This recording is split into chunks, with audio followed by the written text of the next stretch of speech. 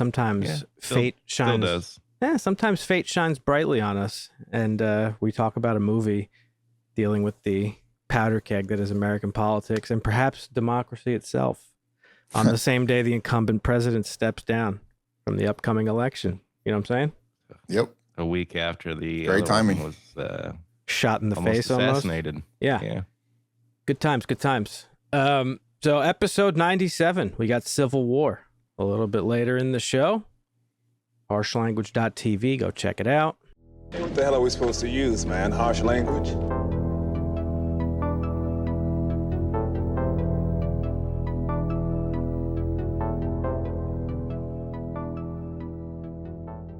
Pardon me if I'm a little sluggish tonight. I adjusted my sleep schedule yet again. Oh, okay. And I'm in the phase where I just get super fucking like sleepy at random times. Like I'm like narcoleptic. Last night I fell asleep at like 10:30 on my couch. And then I woke That's up. good. No, it's not. I hate that. And then this morning I woke up at probably like 6:30. I got a full 8 hours of sleep.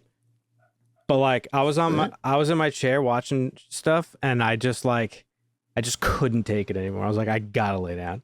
So I just went and laid down on the couch. I was like, I'll just take a little cat nap. And then I just woke up and it was 6:30 in the morning.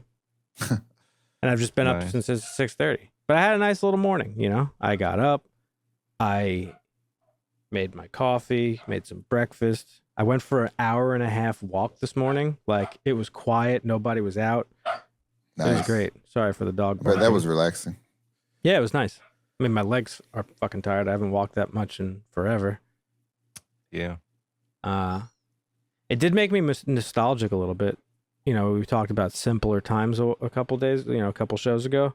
But like, I was like, remember what it was like to just like wake up early and like go out with, because that's what I used to do, like in the time before the internet or before like the internet became what it is. Like on a Saturday morning or Sunday morning, I was like probably awake at like 9-10 o'clock, meet up with my friends. We would go to the deli, get some fucking bacon, egg, and cheeses, get drinks, 25-cent drinks, you know, like the little like grenade looking plastic. I do remember those. Oh yeah. Straight sugar. Hell yeah. And then we would go play like football or basketball or whatever.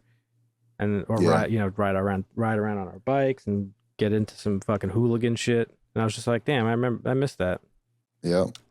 I was younger during those times, so it was me getting dropped off at a cousin's house usually on Saturday. Shout out to probably playing Smash or some other 64 game. Right. Yep. Played a lot of Smash Brothers back in those days. WrestleMania 2000. Same. No Mercy was our wrestling game of choice. On No Mercy. 64. Well, No Mercy came out later on, but like WrestleMania 2000, or actually before WrestleMania 2000 was good. Yeah. Before that one was the WCW one. I think it was WCW versus the World. That was like, I don't know if I played that one. That was like the game that like started it all for like those THQ N64 wrestling games.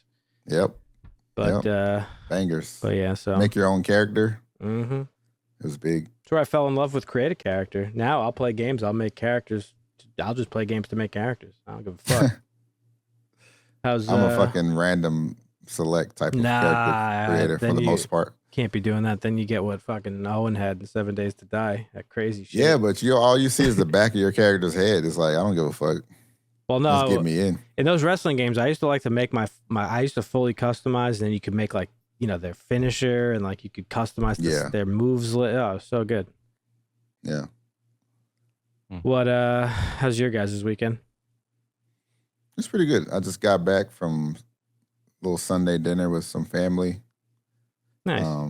Had some ribs and that type of stuff. Yeah, it was good.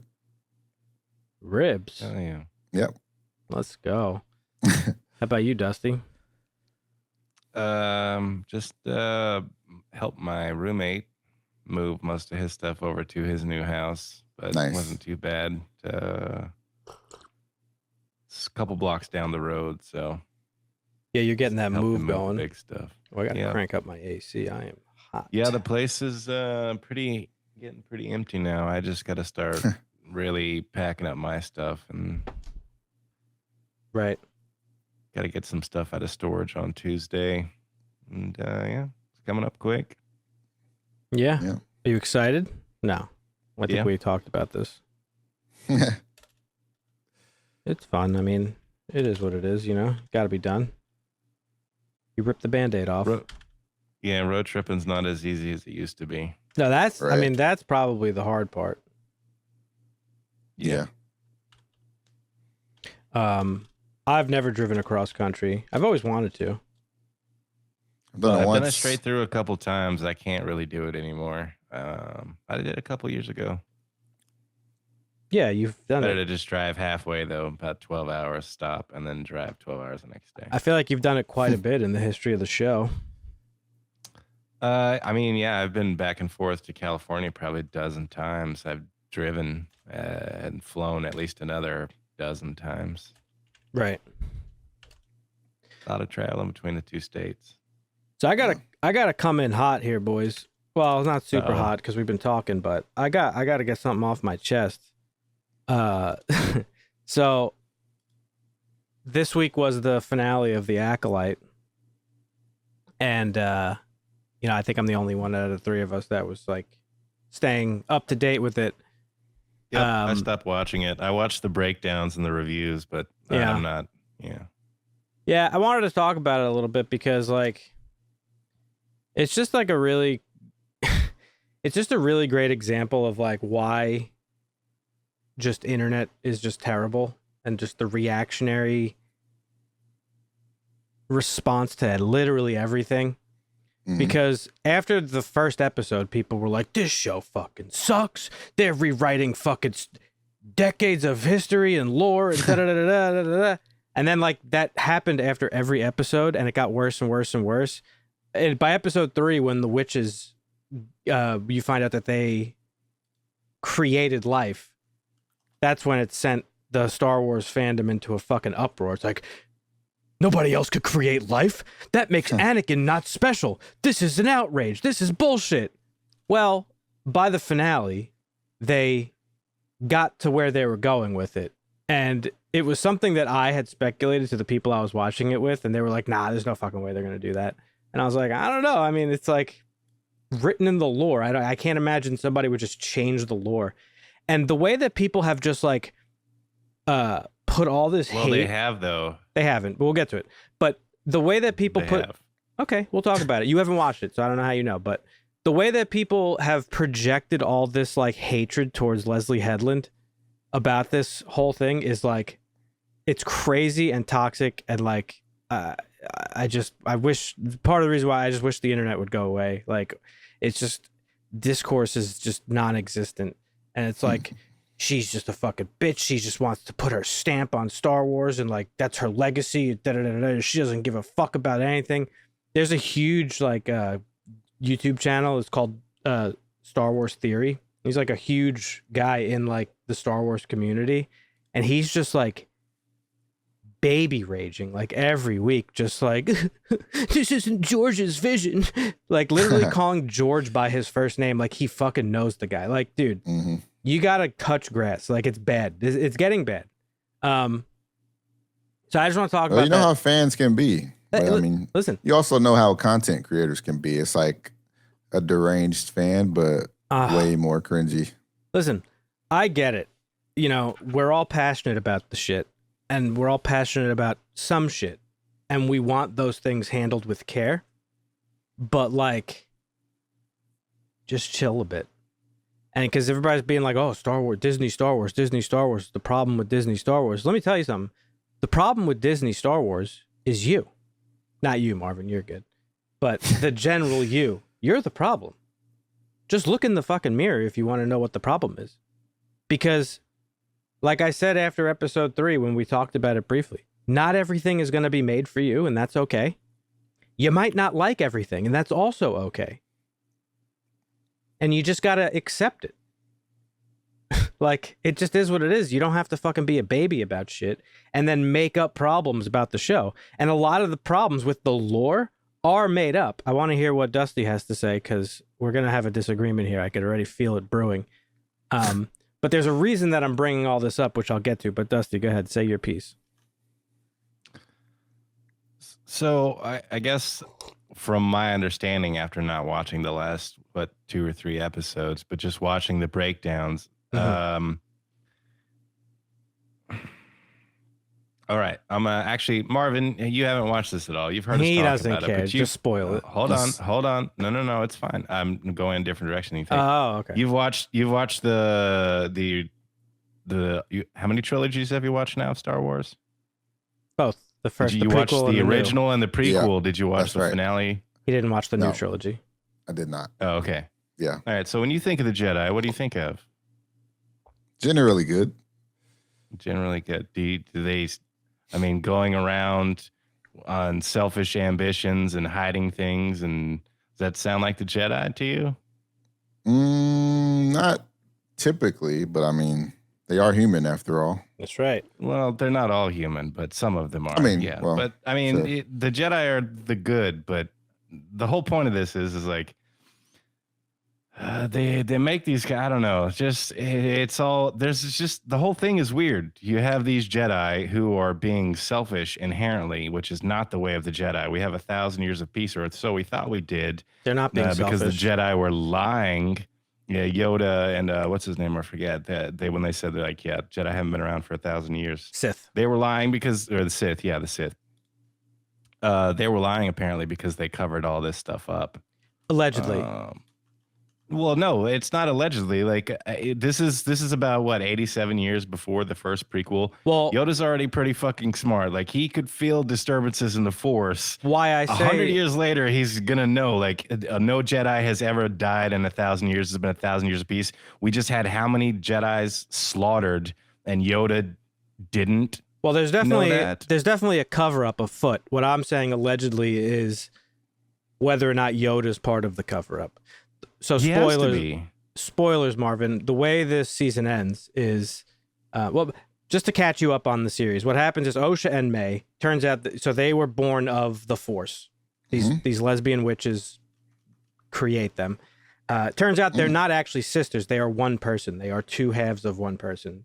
Okay, we don't know how they got separated into two beings. That's still a mystery. And prior to this, the only known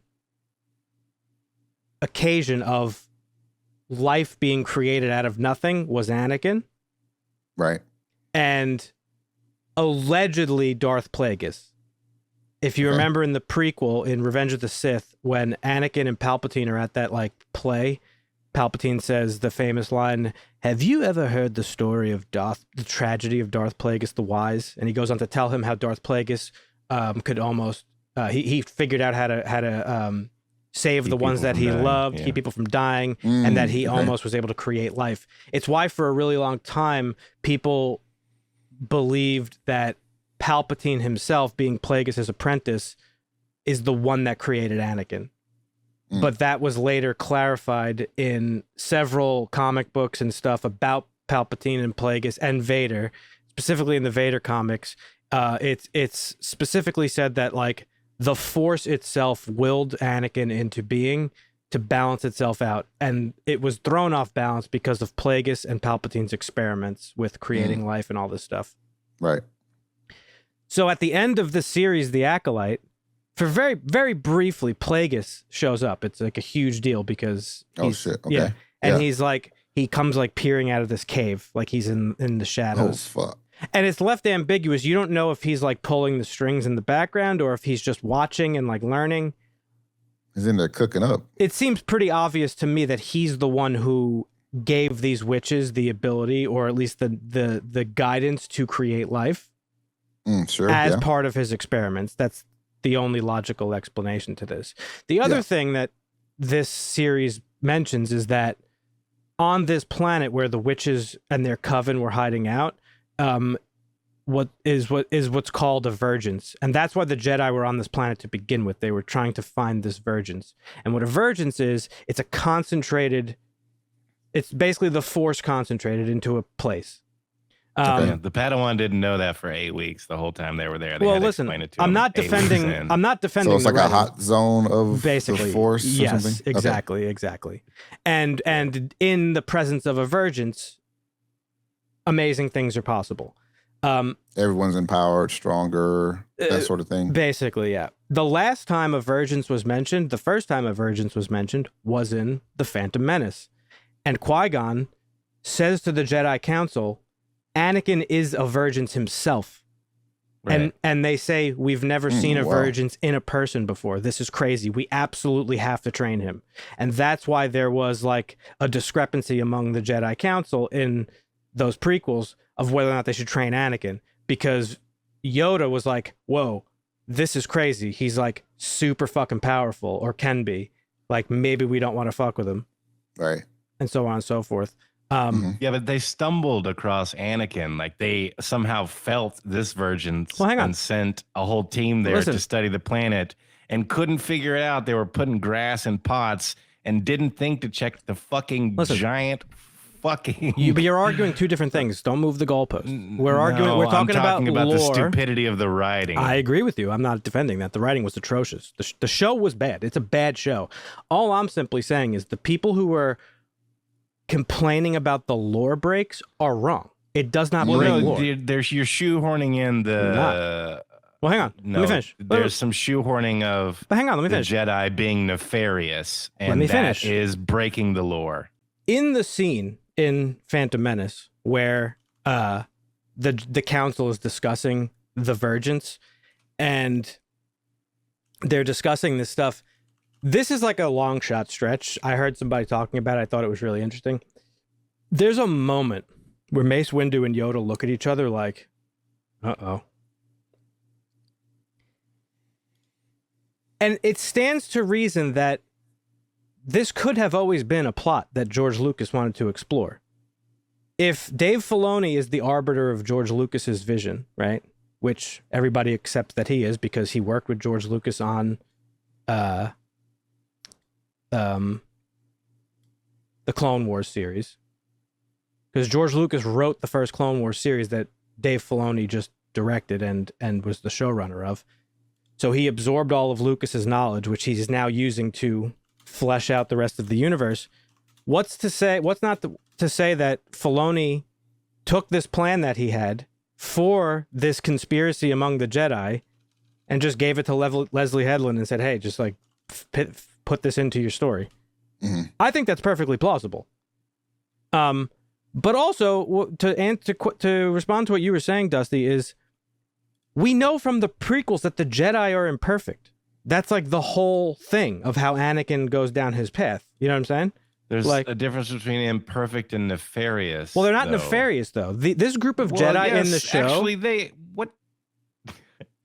Okay. Well, you're basing it off of biased breakdowns, but what I'm telling you is the series does not depict selfish behavior. It's depicting a small group of Jedi who make a mistake, and they're not the ones covering it up. That's the thing that Soul said he wanted to save Osha because he loved her.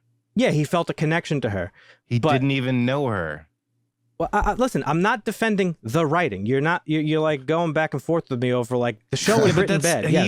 He's like a Jedi Knight, and he's like acting very selfishly. Like, well, no, I understand that, but the cover up is not from them. Like, the cover up is from the green-headed bitch who she's like the worst actor on earth. And at the end of Leslie Headland's wife. Yes, and at the end of this. Well, hang on, Marvin. The last little spoiler is that Yoda shows up at the end. You see the back of his head. She threw him under the bus. And she's like, Master, we have to speak.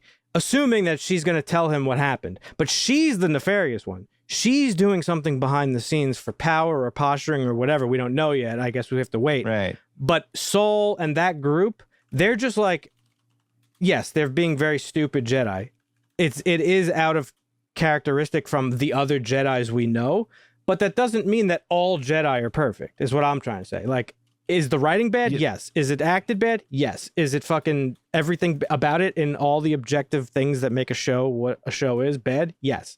But the way people are complaining about it's just like just breaking all sorts of lore in Star Wars, it's just not true.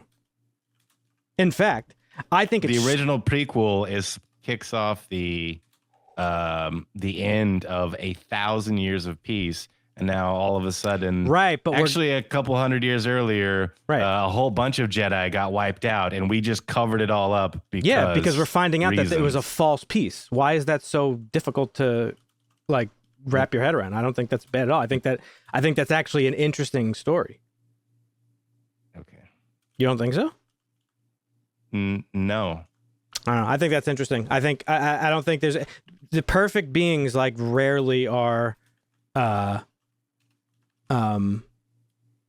interesting to me. You know, like it's the reason why Superman is hard to write. But that's your favorite character. But it's the reason why he's hard to write, right? It's why I love Superman and Lois so much, because that's what the Jedi are also supposed to be. They're supposed to be the ultimate good. Yeah, well, that's what they aspire to. But this isn't changing that. This is just saying one little section of them fucked up. And a whole handful of them colluded to a conspiracy to cover up a bunch of fucking dead Jedi. Yeah, that doesn't make all the Jedi bad. One cop that shoots a black kid does not make all cops bad, right? It's the same argument. And I just think it's interesting. You know, I sit here all the time and say that, like, oh man, I really want to see Star Wars stories that are about like smaller groups of people and individuals throughout the galaxy involved in different things that may or may not play a role in the greater story. This is that. It's just like here's like one lady in the Jedi Order at this specific time that like perpetuated this lie that trickled down for this 1,000 years of peace. If that's what it is, I don't know if that's what it's going to be. It might not have that big of an effect. But you're not talking about just a random character in the Star Wars universe and this happened to them. Like this is you're creating a situation where this ties into everything and all the main characters. If that's where it's going, I don't know what you're saying. What do you mean? Well, we don't know. I mean, season 2 already showed up. Yoda already showed up. It's already trickling into the main characters. I don't know what you mean. No, I'm saying the conspiracy might not let. Go ahead, Marvin. So yeah, my very important take on this, as I have not seen the show. Yeah. Tell me. So on this good versus evil thing, I feel like if one of the quote unquote purists can be tainted, I think we have to be willing to accept that some others can do some slightly bad things, absolutely, or worse as well. Absolutely. I think there's a really thin line between the good and evil when it comes to the Force, and that's what makes all of it so interesting. I think that's the discrepancy, is that people, for a lot of purists, and apparently Dusty, there is no like thin line. It just is good and bad, and that's it. There is no middle ground. I think that's how a lot of people feel about it, and I don't think that's a bad thing. Again, it's why I love Superman, because in a world of gray and this, that, and other thing, it's just, he is just good. And that's that. But Superman is not impervious to fucking up. He does what's right always, but that does not mean that he can't fuck up. That does not mean he can't make a mistake. That's, again, what I was trying to say earlier, is that's why I like Superman and Lois so much, is because it puts him in situations where sometimes he just can't succeed despite him trying, or it gives him problems that like Superman can't handle. It takes another level of a thing. But all that to say, we already know the Jedi are imperfect, because, again, as I argue all the time, the Jedi Council is more to blame for Anakin's fall than Palpatine is. We know that Obi-Wan is not, like, he feels like he himself is a failure because he feels that he was not a good mentor to Anakin, and that's the reason why Anakin went down a dark path. So there's a lot of like the Lucas himself has already established a lot of like question marks among the Jedi in those prequels, and I've always thought that was interesting. And I still do. But again, we don't know if that's where it's going. I get what you're saying. Like, Yoda showed up and it's definitely connected. But like, you know, season 2 could show up and just squash all that. And she could be like, oh, she's a traitor. That's that. Like, the cover up. Well, no, she's going to delve, apparently, from an interview she did, she's going to delve into Plagueis. Yeah, but Plagueis has nothing to do with the cover up. That's what I'm trying to say. Palpatine and, well, he doesn't have any, no, because they're not covering up that Osha and May exist, the Jedi. They're covering up just the fact that the Jedi were responsible for this coven of witches dying. That's the cover up. It has nothing to do with the girls of Plagueis or anything. Covering up that they are a virgins and that she has a sister. What do you? I don't think that's the cover up. That's not how I took it. I took it as they were just covering up the deaths of this like coven of witches. You might be right. I don't know. They went to this planet because they discovered a virgins in the Force and they found it. No, I agree with you. What I'm saying is, now they're not reporting that they actually found anything. They're just saying one Jedi's soul went crazy from something bad that happened and killed everybody because he was a bad guy. But what I'm saying is the writing is so bad that it could veer off into different directions if they wanted to course correct or whatever. I mean, by season 2. Like the Jedi that didn't do anything except get his brain taken over by a witch and then spent years meditating so nobody could penetrate him just to fucking wake up and drink some poison and die. And bad makeup. I don't care. Like, what the fuck kind of Jedi does that? Yeah, but when it comes to lore stuff, like, I don't really care about, like, oh, that's a mischaracterization of the Jedi. It is a little bit in some respects, but in others, I'm just like, whatever, it's cool. It's like, you got to just, expand the horizons. I don't think that's that big of a deal.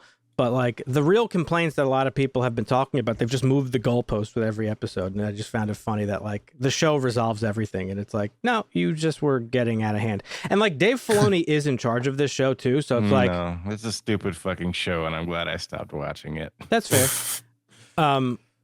Is that your critical drinker opinion? No. Oh, okay. That's it. Mic drop, bitch. But there is a bigger conversation that I wanted to talk about off of that. Because I finished The Acolyte, I got in the mood for Star Wars. And I went and finished Mandalorian. I had 3 episodes that I was sitting on for over a year.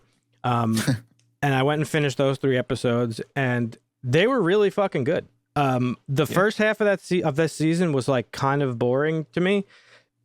I don't know why. Maybe it was the like whatever headspace, I was in at the time when it aired.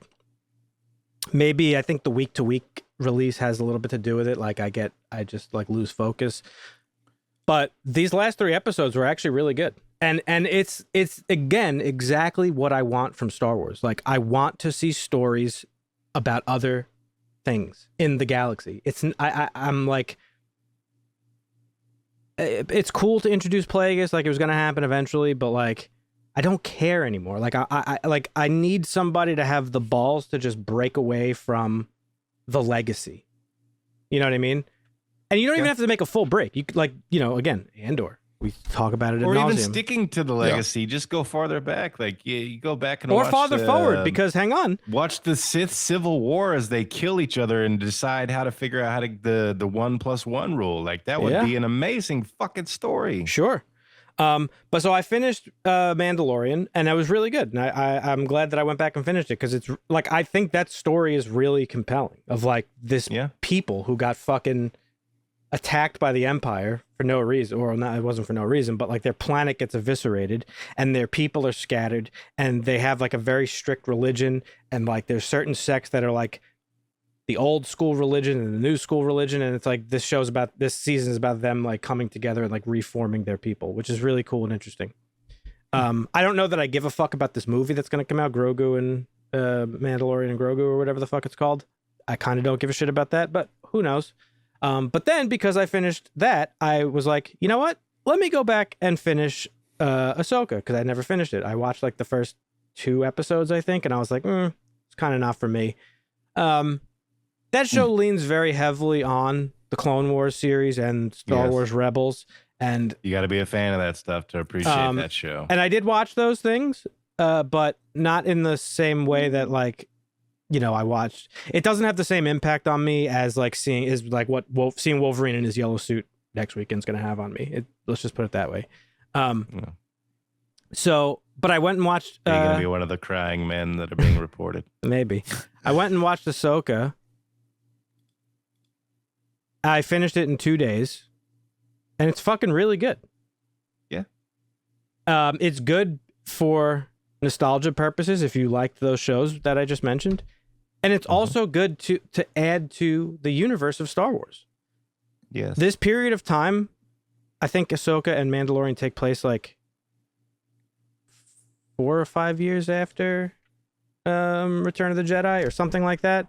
But we're in like the process of them forming the New Republic after the fall of the Empire. Luke is trying to build his first temple with students, basically. And it's like a really interesting time period because you have like scattered remnants of the fucking of the empire. You have like empire, you have people who are sympathetic to the empire and like kind of just doing their own thing. You got Mon Mothma back and she became chancellor, which I thought was fucking awesome because she's been in Andor now. She's been in this. She's been in a bunch of shit. She's a bad bitch. Like she's the one who like started the rebellion kind of. Yep. Like officially. And I think this is just like a really interesting time period. And now, you know, the whole thing is leading up to like the Thanos, but like Grand Admiral Thrawn showing up and like doing whatever.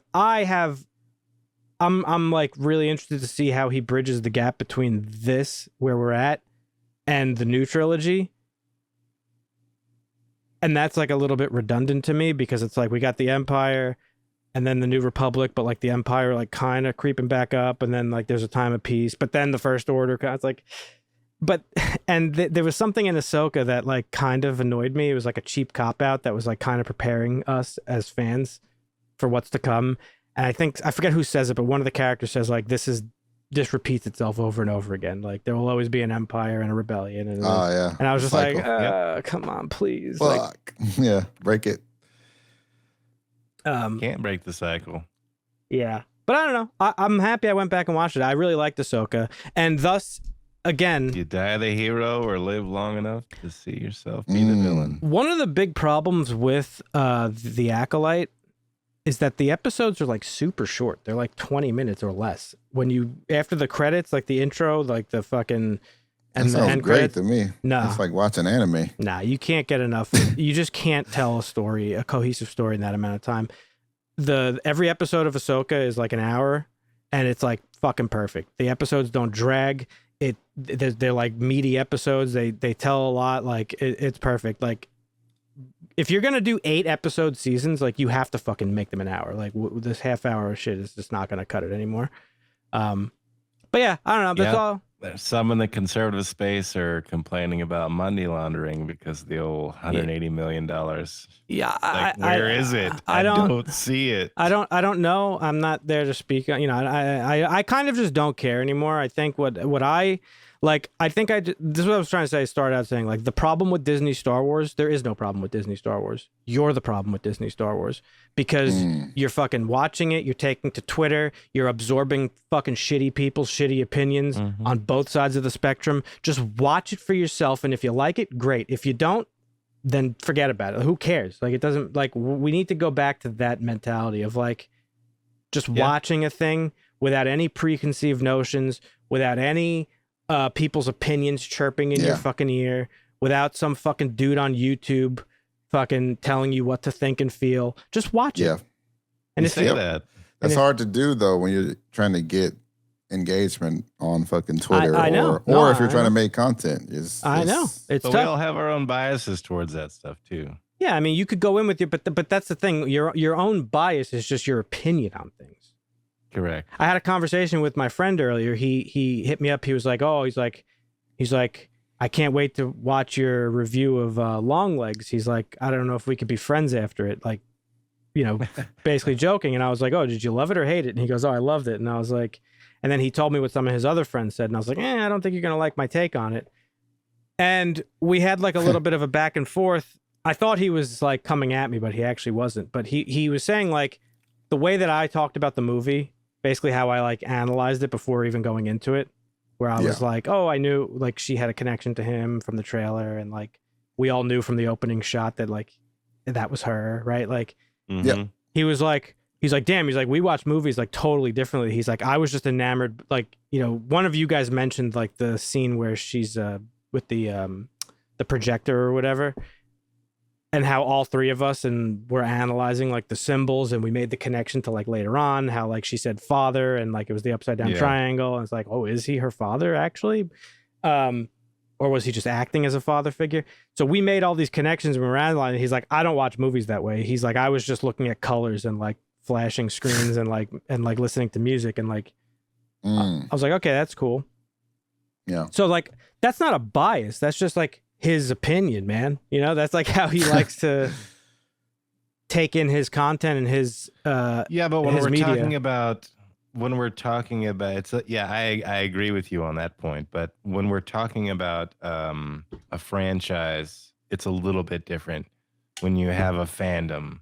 100%. Yeah, no, there's people who are out there that will never be pleased for sure. It's the regurgitation of things too. Like, I mean, I messaged you about the show.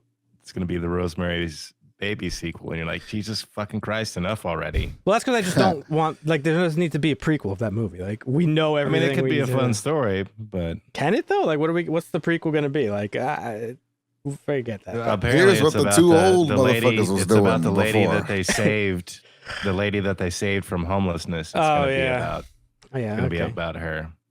And another stakeless fucking movie because we know the outcome of like the overall events. Like that's. I mean, that's not the problem. I don't think. What do you think is?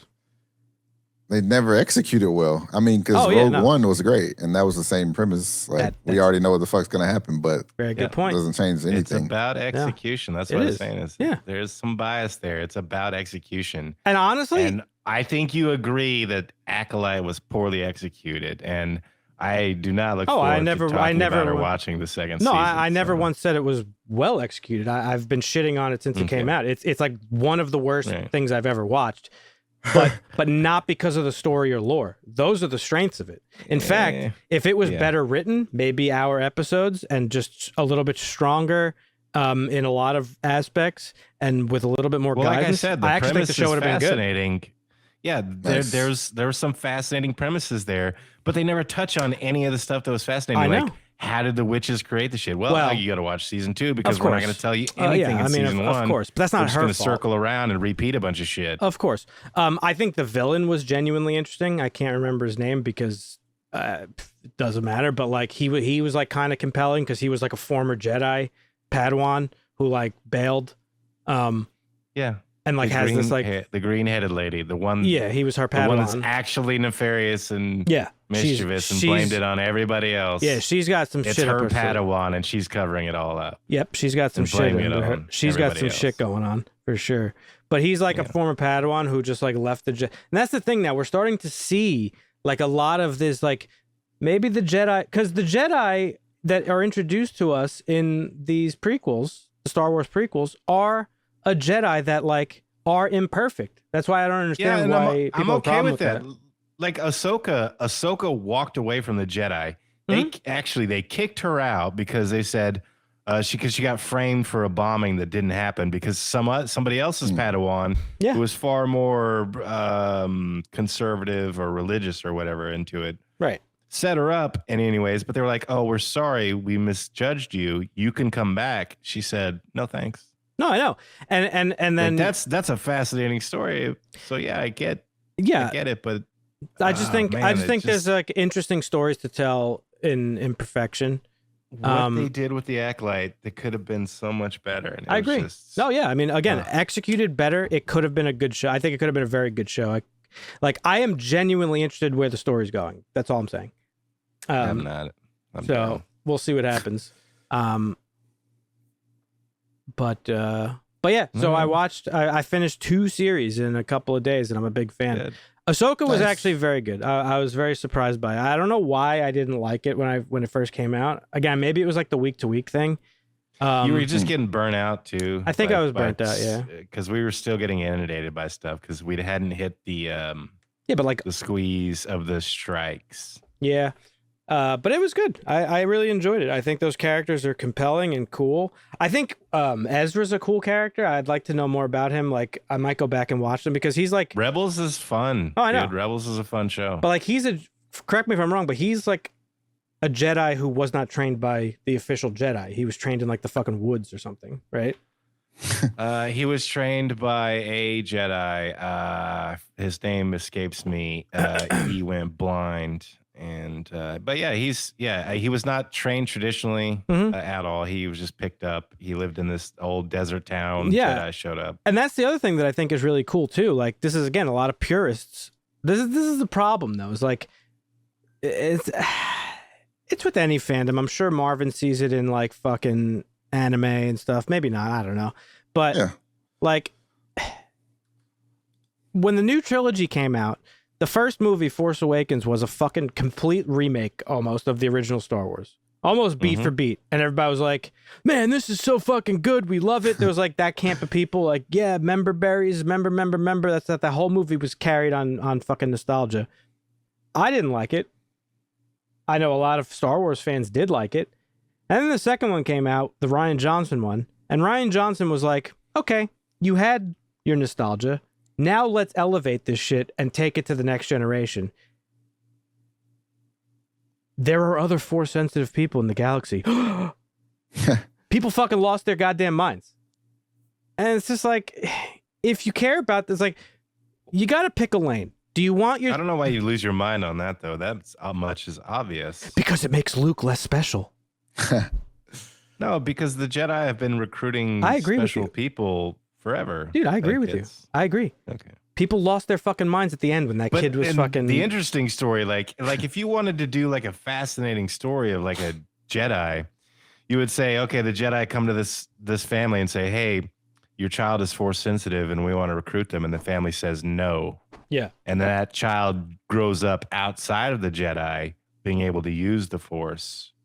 Like, what kind of person is that? And I guess you kind of try and get that with these witches, but it doesn't. Well, that's what the Acolyte does deal with that. Like, when the Jedi show up, they're like, oh, like, can we, like, they don't, because this show answers a long-standing question. People have always been like, do the Jedi just, like, kidnap children to train them? No. But no, this they show have to ask and give permission. It's like, it's like Witcher style. Yeah, this show answers that question. It's been a long-standing thing. And they say, like, hey, we want to train her, but only with your permission. And the witch, so that was cool. Well, I think that was understood. We got to see the bleeding of a kyber crystal for the first time in live action. Like, that was fucking dope. Oh, shit. And people have a problem with that. Really? So, Marvin, if you don't know, I forget which piece of content retconned it, but like the Sith having red lightsabers used to be they just chose red crystals, but somewhere along the lines it was retconned into what's called bleeding a crystal. I've heard this. Yeah. And bleeding is when, like, you don't do it forcefully, but it's when all your fucking hate and rage and anger and all the stuff that like makes you a dark side user to begin with is absorbed by the crystal. It bleeds it and turns it red. And you see it happen live, and that was pretty fucking cool. And people are just like, that's not, since when is this a fucking it's like people are just like, people are being mad fake, honestly. I think people are doing it for clicks and content. I think some people are fucking downright bots, and it's just like, it all just is this crazy cycle of bullshit. I mentioned the Critical Drinker earlier. I fucking hate that guy. He's got like 2 million subscribers. All he fucking does is complain about shit, calls everything fucking woke. Imagine that. I don't even think he fucking probably believes half the shit that comes out of his fucking mouth. It's hard to say anymore. It really is. And this is what I'm trying to say to people. It's like, if you think there's a problem with Star Wars or Disney Star Wars. Yeah, no, I think. Just, it's you. I think he enjoys it on some level, but that's like a personification. That's like saying, oh, no, Dr. Disrespect is a cool guy. Yeah. No, like the personification of him is an asshole. Like he is the asshole. Just so happens he's also an asshole in real life. Yeah, that's true. But allegedly. Yeah, it's just like, just allegedly. Just like you could pick and choose what you like and what you don't like. Like, you could still, like, I don't know. It's just crazy. And that's how things used to be. It's why, like, us, we do call it reviews, but like, it's like out of, we say it mockingly to like critics and stuff, because that shit is useless. It's meaningless. Yeah. We're just like a group of you friends like what talking you like about and movies. you don't what you don't, and it's different for everybody. That's why we're unique. And the concept of letting other people tell you how to feel or affect how you feel about a thing is crazy, and that's what we see happening. Well, if we all liked and agreed on everything, we would be dumb, boring robots. I'm not saying everybody has to agree on everything. I'm just saying form your own fucking. Yeah, no, that's why I'm agreeing with you. I'm not trying to debate you on the point. It's just an agreement. It's just crazy. People are like, I had actually a really constructive conversation on TikTok with somebody about it. His video came up and he was like, I really liked this. I liked the lore behind it, blah, blah, blah, blah, blah. And I was like, yeah. I was like, that's all great and fine, and your opinion's valid, but the show was also poorly made for this, and this reason. And he was like, yeah, I agree with you. And it was just like a nice little... Yeah, surprising thing. Like, yeah, we were like, basically those two things aren't mutually exclusive. Like, you could like a thing that both is bad. can be true at the same time. Yeah. And that's what I've been saying since the beginning. Like, yes, it's a bad show, but not because of the fucking lore and this and all this fucking nerd shit that you want to talk about. Like, all that stuff was actually cool. So I don't know. And people like throwing all this hate at Leslie Headland. Like, you don't even fucking know the chick. Like, shut the fuck up. Like, go get a job. Go get fucking, go for a walk. Get a smoothie. Like, do some shit. Weinstein's assistant, right? Yeah, who cares? Like, Jesus Christ. People are just crazy, man. And the internet's crazy and fucking everything's crazy. And yeah, that's it. What else have you got? Did you watch anything besides? I did start. Yeah, I did start. Sorry that went so long, but I wanted to talk about it. But yeah, I did start. Me and Ed started watching together Fallout. Have you guys watched that yet? Yes, sir. Watched it all. It's amazing. No. Yeah, we watched the first 2 episodes. It's really good. I was going to start that one, but I think I'm going to start Shogun instead because it's got so many nominations. But, I think I'm going to do, once I finish Fallout, I'm going to do Gen V and then probably this season of The Boys, since that just wrapped up. I don't know if I'm going to watch it, honestly. Cobra Kai last season's come out. You guys start that? I did. I finished it. I finished the first 5 episodes or 6 episodes. I forgot. Totally forgot. Spoil it. I won't. It was really good though. Right. It continues to be good. Yeah, good. And then they have a movie coming, which is exciting. Yeah. That was good. Yeah, I watched a lot. Fuck, I did 3 episodes of Mandalorian. I did 8 episodes of fucking Ahsoka, 5 or 6 episodes of Cobra Kai, and then 2 episodes of Fallout. So I'm pumping. Yeah. Dance back on the beat. Yeah. Fallout's good. I'm surprised. Fallout is shockingly violent. I'm surprised. Well, Walton Goggins is amazing. He is amazing for sure. Yeah, he is. I'm just very surprised at how like gory it's been so far. Like it's very over the top. Like true to the games. I guess, yeah. There's a lot of like blowing off limbs and that sort of thing in the game. So there is. Yeah, there is. So that's been good. Yeah, I like it so far. It's a good show. I didn't think Mayor of Kingstown yet. No, not yet. Is it finished yet? No. I didn't think Fallout was going to be bad. I mean, it's Jonathan Nolan. We got a new House of the Dragon tonight too. I saw a trailer on Twitter, but I don't know if it was for next week or tonight, so I did not watch it. Nice, good on you. Thought I might spoil tonight. Did you guys watch anything else or what? I'm just watching the usual stuff. What's that? The shows, Mayor of Kingstown and House of the Dragon, all the normals. Nice. Yeah, I'm caught up on House of the Dragon too. I think it's really good. I think it's they're hitting good similar or numbers better right than last season.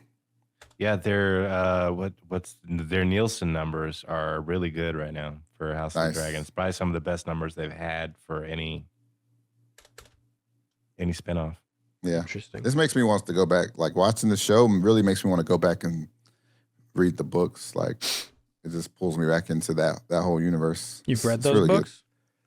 Good. No, I've read some of the first book. I've obviously seen all the 8 seasons of the show. I read some of the prequels. Not this one, but nice. Yeah. What have I been watching? I finished a show actually. Shocking, I know. A show called Supercell. Oh yeah, it's I heard about that. My roommate says it's good. It's pretty good, yeah. There's some plot holes and that sort of thing, but it was pretty enjoyable. It's one where they become heroes, right? My buddy was telling me about it. It sounded very much like the show Heroes. I haven't seen that, but yeah, they basically it's like good. Top Boy and like X-Men or some shit, basically. Like save the cheerleaders, save the world. Because there's like the drug dealing and the UK accents, and there's also some hero stuff. Heroes, yeah. Speaking of superheroes, so Dusty, you said last week you're sitting on the last 2 episodes of Superman and Lois. That's correct. Because they released a teaser. Oh, did they? And then shit! And the actual trailer's coming out in a couple days. But I think the season got announced for it's coming out in October. I'm pretty sure. The new season, the final season. Yes, we talked. Yeah, last week. That's nice. Yeah. Oh yeah. Can't wait for that. So yeah, I'll watch the last 2 episodes, and that way, when it says previously on Superman and Lois, I can skip through that. It's fair. All right. I never skip none of that shit. You skippers piss me off.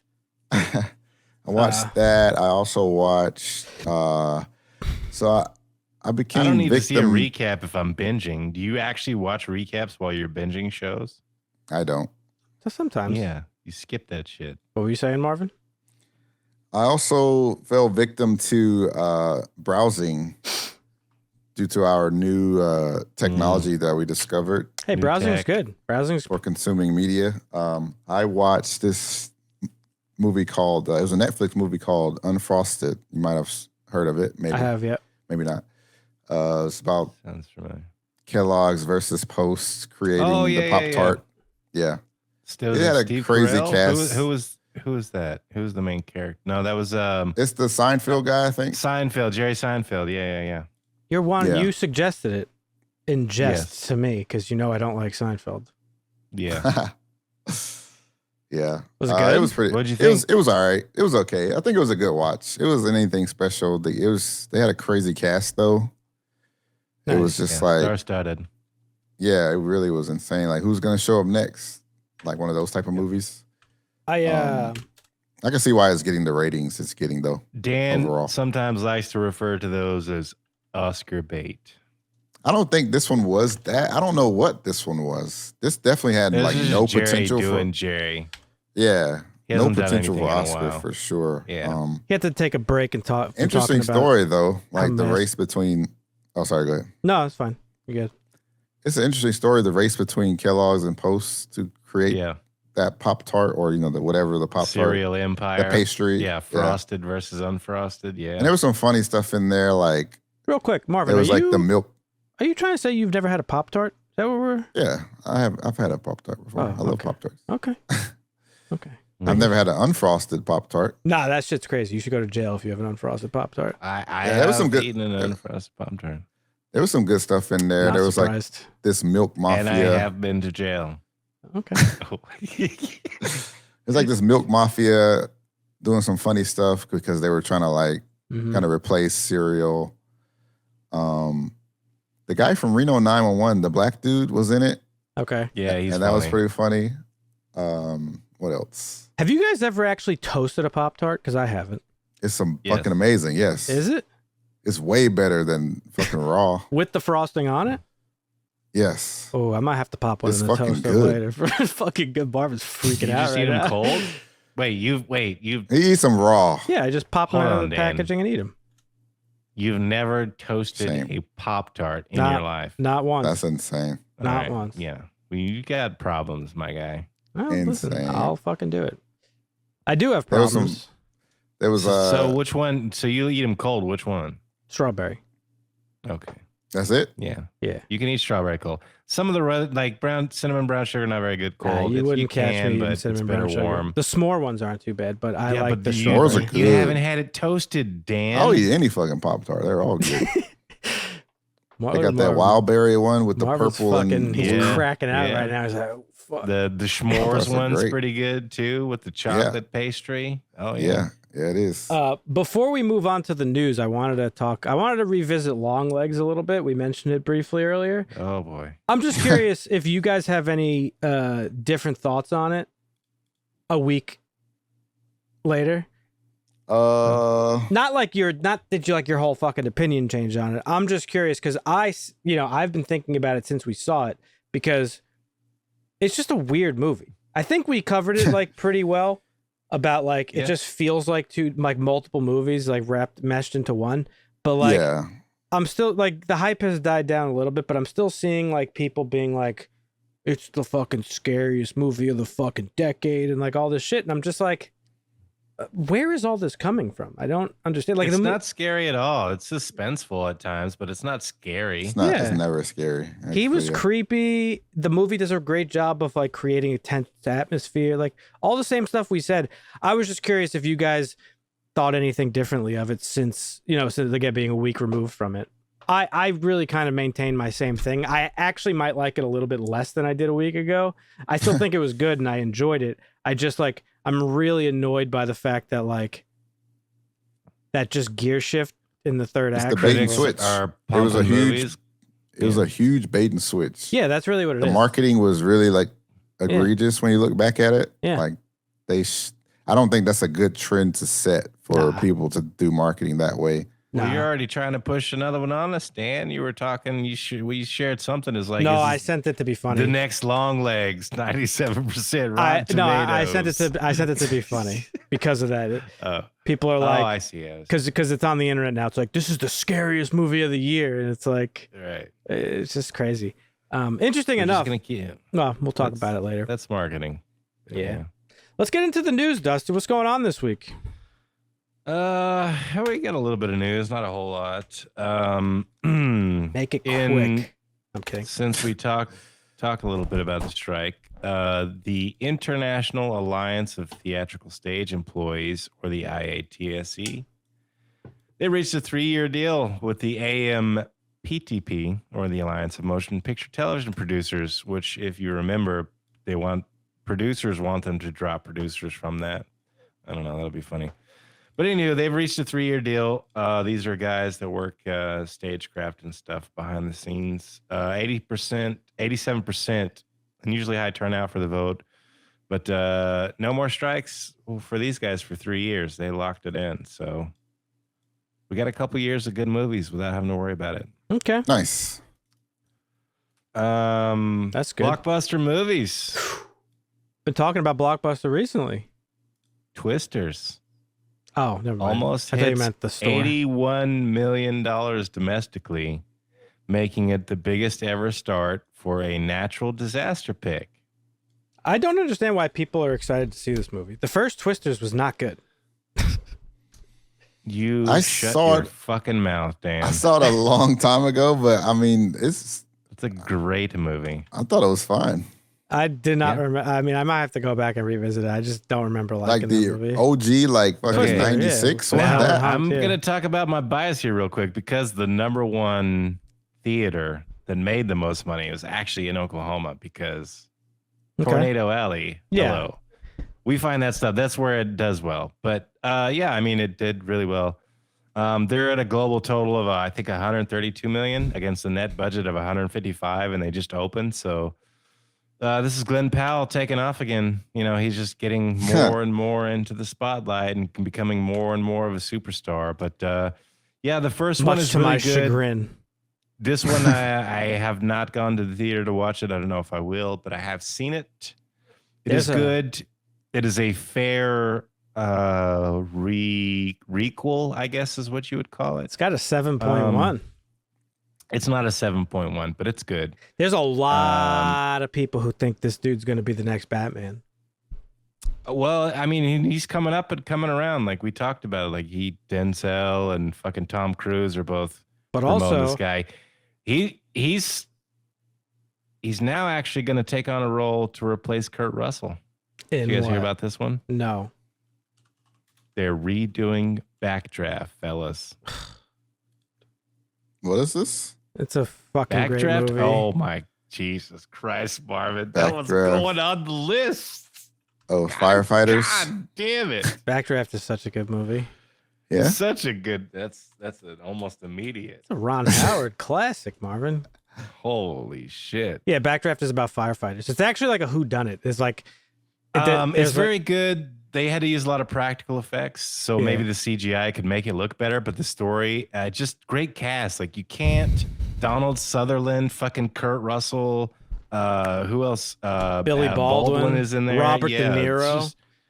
Yes, so good. Scott Glenn. It's basically about these two. Scott Glenn, yeah. Basically about these two brothers, and they're like a family legacy of firefighters, and then there's like these serial arsons going on. It's a good movie. I remember this used to be on TV like all the time when I was a kid. First of all, let me tell you something. Kurt Russell, there's nobody better than that guy. You cannot replace him, especially with fucking Glenn Powell. Fuck Glenn Powell. I'll never like him. This is kind of how I felt about Jake Gyllenhaal replacing Patrick Swayze in Roadhouse. You couldn't pay me to like Glenn Powell after watching that Anyone But You movie. I have to watch Hitman because I've heard it's good. I heard it was. I don't know. Everybody said it was good, but everybody says fucking Anybody But You is good. Yeah. Dude, the fucking shit that I hear about Anyone But You is outrageous. My friend specifically, he has a history of liking bad shit, so it's not that surprising. But like, I've heard this from everybody. Everybody's like, "You didn't like that movie? It was fucking hilarious." And I'm just like, "What's fucking fun?" Same way, like we talked about the review. I'm like, "What is funny about this movie?" There's nothing funny about pulling a spider out of somebody's pants. It's just not funny. I'm sorry. I don't know. Whatever. What else you got for us? I wouldn't say it was hilarious, but no, I thought it had some funny moments. No, I definitely can't recap them now if I couldn't recap them then. Right. Yeah, I don't know. That's right. I put you guys on the spot. So wait, Marvin, name them right now. Guns to the back of your head. Name right? 5. You said you Twister, watched Twister. Yeah. I do like Twister. Dan just doesn't know what he's talking about. No, I just don't remember it that well. I just remember. I'm a watching sucker for apocalypse type movies. I'll say. Yeah, so those are always good, and it's one of even the though best. this isn't an apocalypse, but you know what I'm saying, like natural disasters. It's considered a disaster film. Yeah. I was never into those. Speaking of box office, Inside Out 2. Yeah, that shit's fucking going crazy. Will probably be the top grossing animated film of all time, both in North America and globally. Oh, wow. It's now just actually days away from surpassing Frozen 2's $1.451 billion. Damn. And I think Frozen hit 609 million domestically, and I think Inside Out 2 is like 596. So they're just, they're on the cusp of just blowing it out of the water. That's crazy. Nice. Inside Out 2, big movie, doing really well. Nice. That's good. I need to watch more of some of those good animated movies that I've not seen over the past several years. There's quite a few. Like I haven't seen Moana, I haven't seen Inside Out. So Moana, there's a couple. Yeah. There's a couple that I need to watch. Wait, you haven't seen the first Inside Out? Oh, it's great. Yeah. I haven't either. No, I haven't seen it. Oh, okay. But I love animated movies. Yeah, I do too. Like Disney stuff or Pixar, whatever. Yeah, and Disney, then Pixar, and with DreamWorks, right? They're the other one. Yep. Yeah. Okay. Well, anywho, we got some more Spider-Man noir news. Lee Jun-Lee has been added to the cast. Unknown character, except that it's a premier nightclub singer. This is an Asian lady, obviously, Lee Jun-Lee. She was famously known for the Netflix series Wu Assassins. It was like a supernatural action. She's also set to star in a currently untitled Ryan Coogler movie alongside Michael B. Jordan. We got that addition to the Spider-Man noir. That one's coming around. And then we got a couple more pieces, just one or two. The big news, actually, we'll go to the last one last. Superman is wrapped filming in Cleveland and Ohio. That's right. There's still a few weeks of shooting left. They should be done in August, I want to say. They actually started shooting in February, and then they started shooting in Cleveland in June.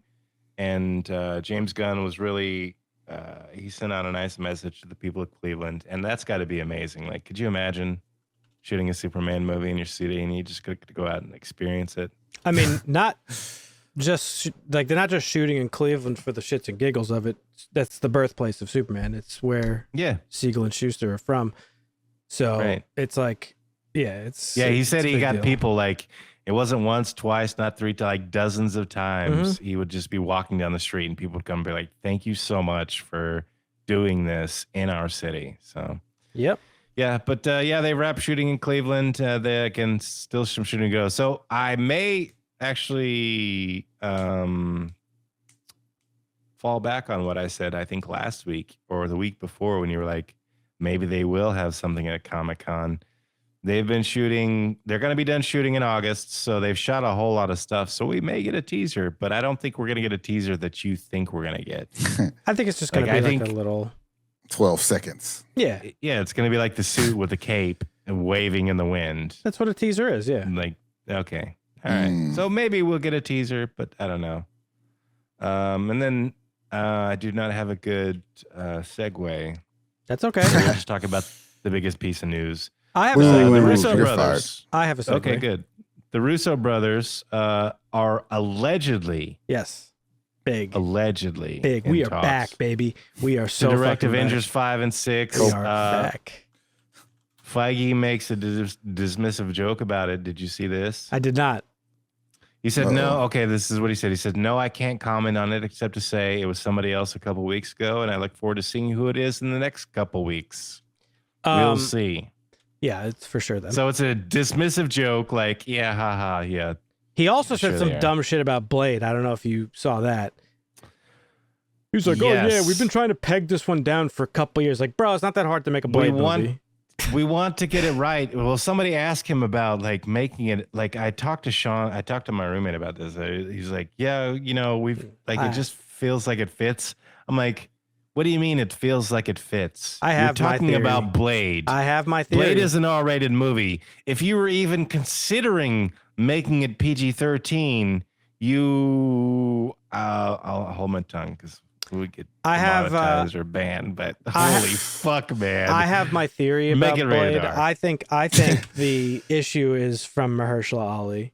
If I'm being honest, I think. Yeah, he's got that rock clause going on. Yep, I don't know what that means, but yeah, he. Can't lose Well, in you know, the fight. The Rock can't Yeah. lose in the fight. He's got something similar shit like that. claws. I thought you meant like claws. I was like, what the fuck? The Rock, yeah, Dwayne Johnson clause. No, I think because he's the one who approached Feige with the idea, and I think that got to his head, and he's like trying to fucking like run the shit, and like I that's what I think, because otherwise, why wouldn't I don't know? It's just bizarre that like we're going through multiple writers and full staffs and directors and like all this shit, but he's like the common denominator.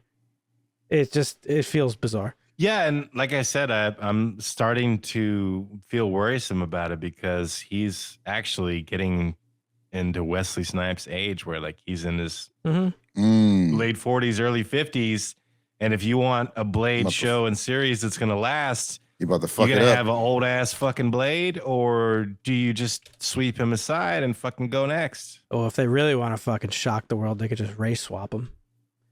Get Glenn Powell to be Blade. Fuck it. Yeah, there you go. Glenn Powell's Blade. Glenn Powell's gonna be Blade. Yeah. Yes.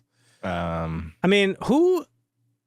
Like, I honestly, I don't know. Yeah, but the fact that they were even talking about like trying to find whether or not R rating works, like, are you stupid?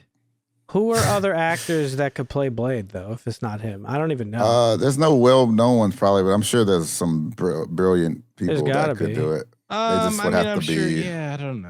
Off the top of my head, I don't. Get Michael B. Jordan to do every black. What role about the in guy that Marvel. did Candyman? Oh yeah, he's not actually bad. Well, he's not great either, but he's not bad. Ice Cube. Michael B. Jordan. Yeah, I don't know. We'll see. Shouldn't be that difficult to make a Blade movie. I think he's the problem. TBH. Yeah, maybe so. Anything else you got for us, or that was it? Well, yeah. I mean, back to the Avengers movies, the Russo brothers. Should get Drake.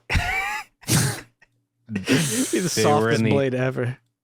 allegedly in the early stages of talks, but Sean Levy is also still Yeah. in the early stages of talks to do the Avengers movies. Mm-hmm. So we don't know who's going to do it. Like I said, Feige said, haha, yeah, that's funny. It was somebody else a couple weeks ago. It'll be somebody else in a couple weeks. It'll be interesting to see who that is. So we don't know. Avengers, Right. What is it, 5? Yep. Currently scheduled to release May 1st, 2026. So we're still a ways out. So far away. Avengers Secret Wars is 2027. Do you guys so- remember when like you didn't fucking hear stuff about movies like fucking 30 years out? Yeah. Those were Yeah. good Honestly, days. yeah. Yeah. But that's what I remember happens this- when you build a universe like this, and that's what Feige said. He's like, H Hall is actually going to be different when they do Comic-Con. He's I like, hope we're so. going to do movies a couple years out. We're not going to promote stuff that's coming out this year or next year. We're going to start promoting stuff that's coming out in 2 or 3 years. Why? Just stop. Promote it when it's relevant. I don't give a fuck. I'm sick of it. Because they feel good about storyboarding further out now that the strikes and everything, COVID's over. Yeah, whatever. Anyhow, anything else you got for us news wise? No, that's it. All right. Thank you, Dusty, for the news. Mm-hmm. What's the segue? You got a The segue news, for man. us? It's not really a segue. It's just more so of what we were talking about earlier. We mentioned how Longlegs was a movie that I think we all agreed on was like way over marketed. Yeah. And the marketing, I think, it was misleading marketing is what it was. And for me, Yep. at least personally, it made the movie suffer. I wish I hadn't seen the trailer and the marketing for that movie going into it. And the movie that we're here to talk about is the opposite of that. A movie that I think also people are fucked up over because of the marketing of it, or the trailer at least. Mhm. I never saw the trailer for it. And Well, good for you. very You loved happy. it? I didn't either. I'm very happy that I didn't watch the trailer. Oh, good for both of you. Good. But yeah, so we're talking about Civil War. I love Alex Garland. I don't think he has a bad movie to date. Just to run down a couple of his bangers, Marvin, because you probably haven't seen any of them. But Alex Garland goes way back. He wrote Sunshine, which is a Danny Boyle directed movie. Great movie. He also wrote 28 Days Later, another Danny Boyle movie. I've seen that. Yeah, one of the best, arguably the best zombie movie ever made. Wait, no, I haven't seen that. I haven't seen that one. We've talked about it that you haven't I saw seen the it. other one, Which 40 one? Days of Night or whatever the fuck. Oh, that's totally different. But then he got into entire movie. Yeah. he wrote Dread, which is we talked about recently. But then he got into some Josh Hartnett. he got into some directing. Ex Machina, amazing movie. Annihilation, amazing movie. Great He had movie. a mini series. I love Devs, Ex Machina. amazing. Men, great movie. And now Civil War. So Alex Garland, a phenomenal track record. Does that Hell of a movie maker, yeah. Yeah, does that track record continue with Civil War? Yeah. Yeah. Out of the gate, I'm just gonna say, like, let's just get it out of the way now. This is not the movie that anybody thought it was. Right. And I Well, think they pitched it as a Civil War movie, I and don't you think- see the teasers, and people are going in like, okay, what caused the Civil War? Why did California and Texas join up?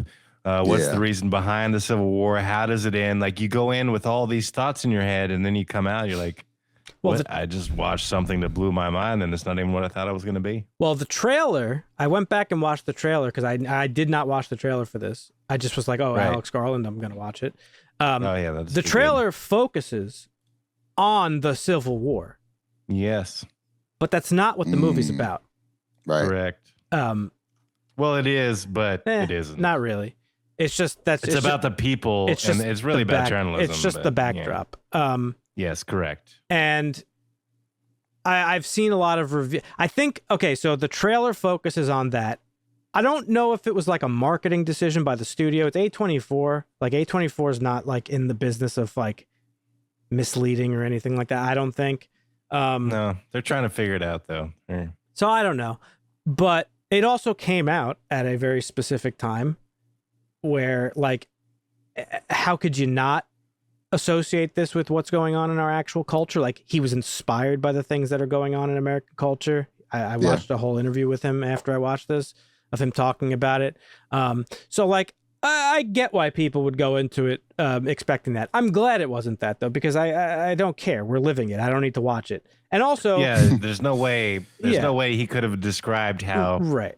California and Texas both Well, seceded from the union that's and some worked together. Weird, dusty shit. But I'm just saying, like, we're It's living. not really. We're living in what, Yeah. like, a very like scarily close to maybe what this is. I don't know. We'll see. But it Close al- enough. It's This- close enough. this also came So- out off the heels of that other movie, Leave the World Behind, which was like another similar, like, America fucking falling apart movie. So I I get thought Leave the World Behind was happening on Friday morning. what do you? When shit.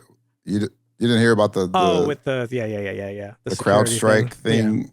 Oh, IT, yeah. everybody's shit was blue The screening. Ukraine company. See, it goes.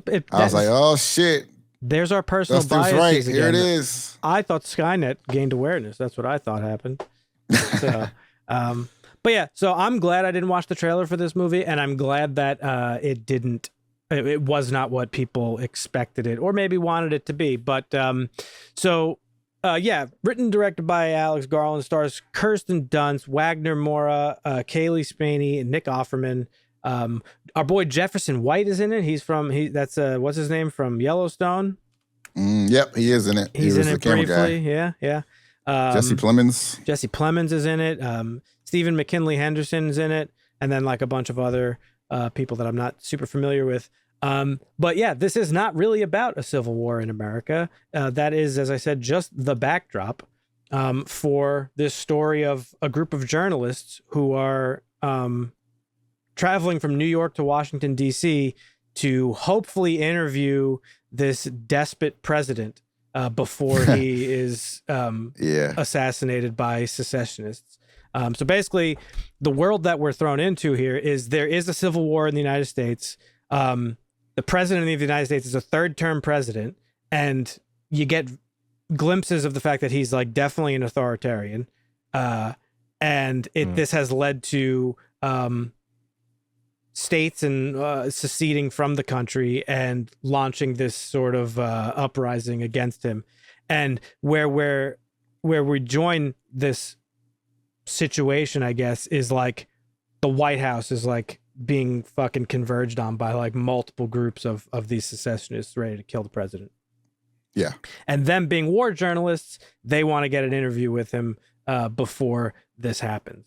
And the movie's not about the Civil War. It's not about why the Civil War broke out. It's not about why the president is the way he is or what he did. It's just about these journalists. It's a character story. Mm-hmm. And that's there's a duality of war journalism where you see like Kirsten Dunst turned in an amazing performance. Absolutely. Here, yeah, definitely. She's somebody who wants to do something, and she's on a mission with somebody that wants to do something. Mm-hmm. And she comes across this younger girl who she sees a bit of herself in, and you see the duality of like, she's torn down and burned out, but still getting the photos and still on the mission while trying to protect this girl. Like that's really what I pulled away from this. Like this was a duality of the novice and naivety of the young girl that wanted to be like, oh my God, you're my idol. I want to be just like you. I'm going to take all these pictures. And then, like living through it and seeing the craziness of it and still getting the shots. Like it, I don't know, just an amazing, amazing story. I loved it. Marvin? Not to spoil. Yeah. So you guys talked about it a little bit earlier, but I actually like that they didn't elaborate on the politics behind the scene and instead focus on, I think they were still focusing on the war on the ground, and they doubled down on this, the sniper battle where the dude is asking, do you know what side he's on? And the response is like, bro, it doesn't matter. It's the guy with the gun shooting us. Some crazy fucker is shooting at us. Why are you asking questions? Yeah. And honestly, we do get enough to know it's likely like a fascist president that hijacked the country, as there's a line about something he did during his third term. So it's obviously he's fucking... Third term president. They say that he airstruck American civilians. Yes. So it's enough. Like we get enough. No, he's for sure like a despot, like 100%. I love the movie, actually. Transfer of power, yeah. I thought it was great. I wish I would have watched this with C. But I still love this movie. One little part I didn't like, you probably know what it is. I didn't like that they had to kill my girl off. I mean, I thought that was just silly. I understand the play they were getting at, like anything to get the scoop. The girl that she was like, that was her apprentice, basically like pushed her body off and went to still try to get just anything for the scoop. Like, I gotta get this shot. It was dramatized. I'll give you that. It was overly dramatized. Like, she knows, so she shoves her out of the way, but then she just stands there. Like, you knew it was dangerous, so you shoved her out of the way. Like, you should have grabbed her and just rolled. Like, get the fuck out of the way. I get what you're saying. I'm just, that it even got to that. Like, I just thought that was silly. I didn't feel like it was pointless for her to die there. I feel like. Well, Jesse asked Lee earlier that if she died, I don't know that it was she get the shot, for her. And she said yes. Yeah. So she did the same thing. Yeah. She got the shot. When you see it in slow-mo as she takes the pictures. That's true. Yeah. Like you see the light leave her eyes. That's why I think Kirsten Dunst did an amazing job of like. Oh, she did. She was great. Everyone was great. Jesse Plemons stole the screen whenever he was there for like 5 minutes. You know what's funny? He wasn't even supposed to be in this movie, but the original actor backed out.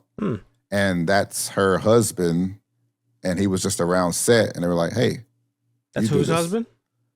Kirsten Dunst? What's the name? Yeah. Are they married in real life? I think so, right?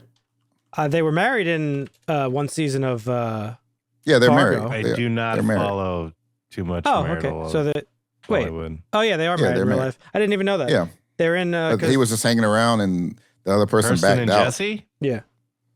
Because they play a couple in one of the seasons of Fargo, and they were like they had like really good chemistry, but I never. Actually now we see why. That's funny.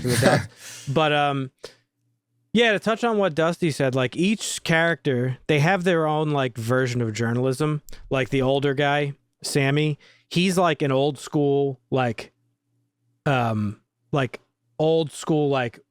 good New York Times journalist, like when New York Times was like legitimate. Beat journalist. Yeah. She's like a fucking embedded war journalist. She's like a fucking post-apocalyptic she's journalist. Seen crazy shit. Joel is I kind of thought he was like he was like a little bit of a weaker character to me. Yeah, he was just looking for the high. I felt he's looking for the high. Adrenaline junkie. And I think Jesse was being like the young, up and coming, like independent journalist. I think she became like a smattering of all three of them a little bit. Yeah. And I watched this interview with Alex Garland after I watched the movie, and he says he was inspired by like journalism today. It's a real thing. Journalism almost doesn't exist anymore. It's like a lost art, and we are living in a time where there's a complete breakdown in the trust of institutions. And we have presidents, I won't name any names, but some presidents who actively act as in opposition to the media because he doesn't agree with them or because they pose a threat to him. Yeah. And so there's just a complete and utter breakdown of trust in the media, and the media, when it's operating properly, is what keeps democracy going. Like, the media is supposed to challenge authority. The media is supposed to challenge authority and expose corruption when it is. But that's not the media that we have today. We have entertainment. They go along with the narrative.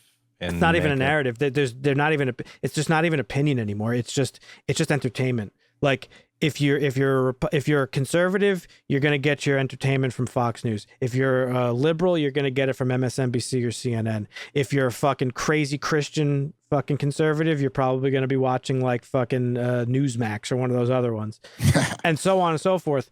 And you're not. This is what I argue with my parents about all the time. You're not getting news. You're just getting your bias fed to you in an entertaining way. It's like watching the WWE. Oh yeah. So this is sort 100%. of what sort of he was inspired by. And there are like real journalists out there that do this shit all the, like that guy Chris Hedges that I've showed you, Marvin, who's a journalist that I always like look at. He's on Abby Martin's show all the time. Like he was embedded for like many years and like I think he was in Afghanistan. I forget. Abby Martin herself, like she spent a ton of time in covering Palestine and Israel. Oh yeah, for decades. So like, there are still like real journalists out there who that's their goal. But we live in a time where it's like it's so hard to like know exactly who is giving you the real and proper information. So he was inspired by that. Obviously, he was inspired by what's going on in American politics. But he says in this interview, is like these things are happening in other countries too. It's not just exclusive to the United States. This like upheaval of society where like nobody's agreeing with each other, and we seemingly are on the cusp of like this type of breakdown like any second. And Go ahead, sorry. We just see it every day. We see it in social media all day long, every day. It's like I'm so exhausted by it.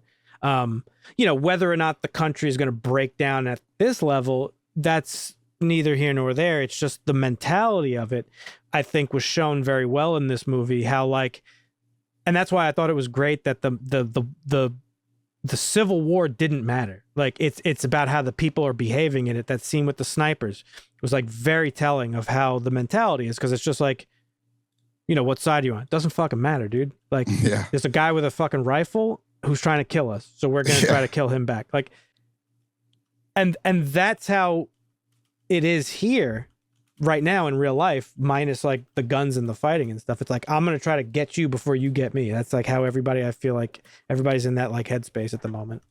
Yeah, sure, I agree. Truth to that.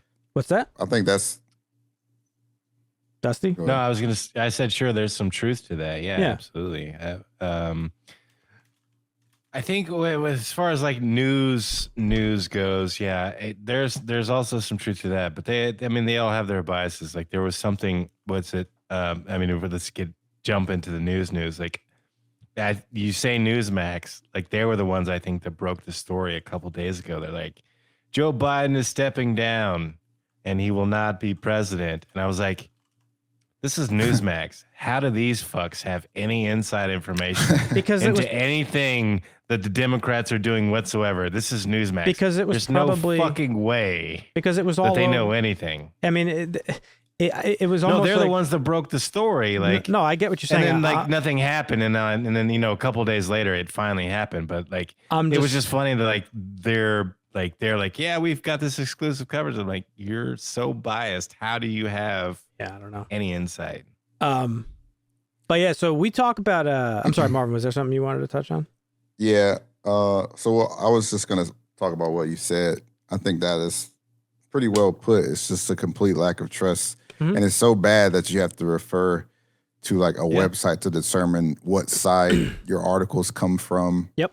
People, and there's no incentive for these news companies or whatever to be honest, because people aren't looking for the truth. They're just looking to confirm their bias. So, well, they're not paid to be honest. They're paid to tell the narrative that helps their advertisers. Well, I'm saying they're paid because that's what people are looking for. People are tuning in to what.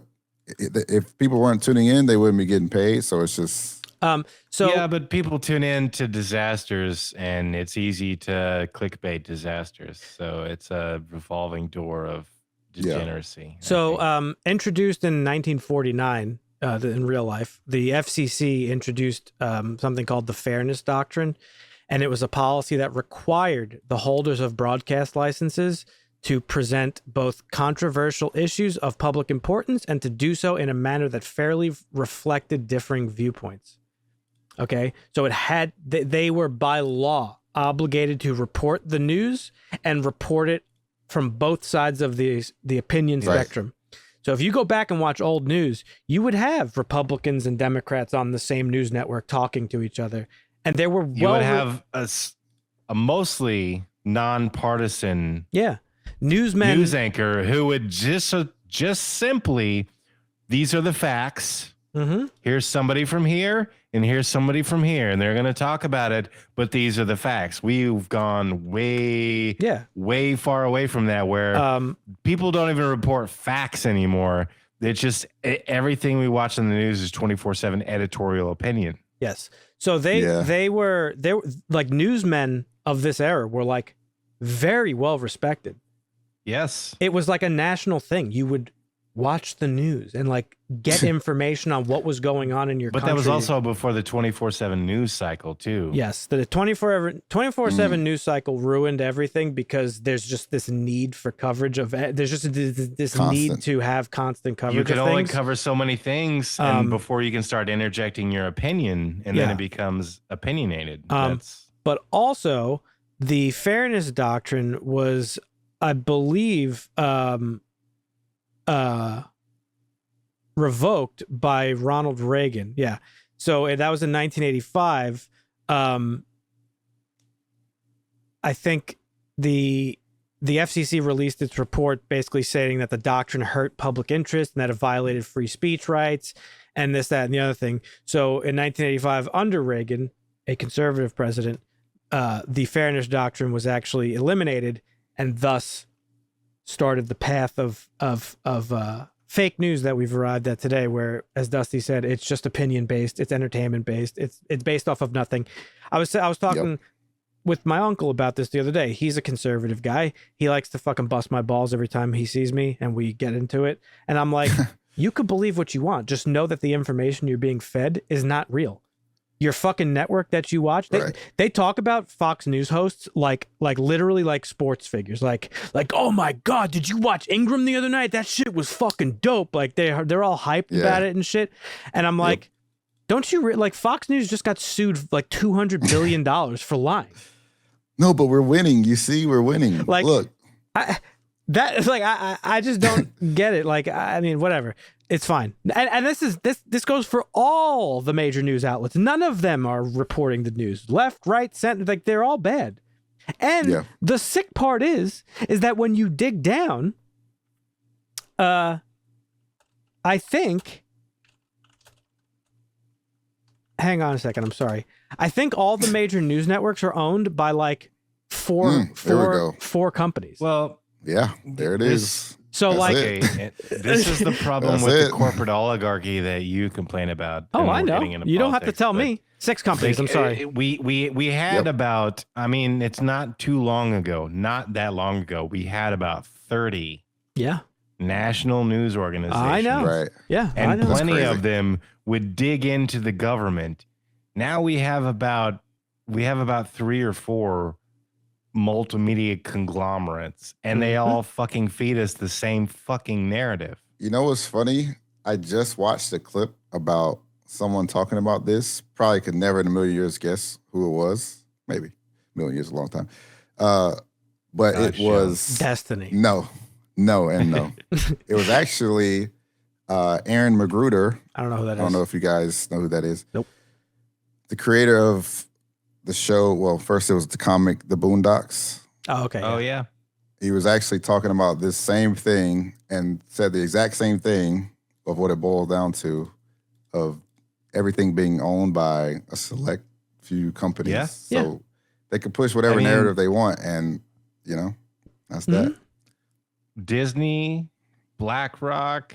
There's a couple companies out there that own billions and billions of dollars of stuff, and their lobbyists write the legislation, and our lobbyists pass them, and our presidents sign them. Our legislation does not write. It's fucking corporate interest. So what was once a well-respected pillar of our society is now quite literally a fucking joke, and just a corporate fucking scam, basically, to mislead and misguide the population. And this is clearly what inspired Alex Garland. He talks about it in that interview. He makes a really solid thing that I thought was really cool. Not cool. It was just like a poignant thing that he said. He was like, Watergate was literally cracked by like great journalism. And it got a crooked fucking president to get impeached. He didn't pay any penalties for it because rich people don't, but he still got impeached nonetheless and was taken out of office because of his illegal activity. That was done by good journalism. And Alex Garland said that same thing would not happen today because of the distrust of the media. Not to that extent. If you look at what happened with Trump, we don't even know. People would argue left and right that, it was fake and his fucking crimes are fake and his things are fake. Guy got fucking charged for 36 fucking things. And like, it doesn't matter. Doesn't matter. Nobody cares. My argument precedes. Yeah, well, it precedes Trump. It doesn't matter. It precedes him. Like, not long after what you're talking about, like politicians started figuring out, like, hey, shit. Like, I'm guilty of this, but I'm not going to step down, and you're not going to impeach me. Yeah.